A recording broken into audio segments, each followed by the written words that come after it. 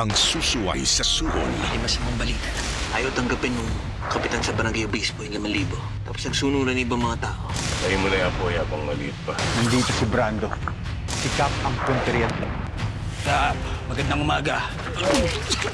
Dino, Dus, talihan nyo! Pasok sa loob! Kamartayan ang hatol. Awa ka sa akin.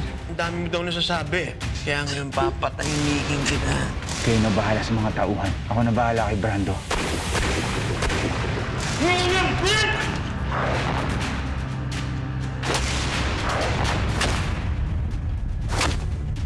Tuloy na natin to, Kap. Papatahimikin na kita.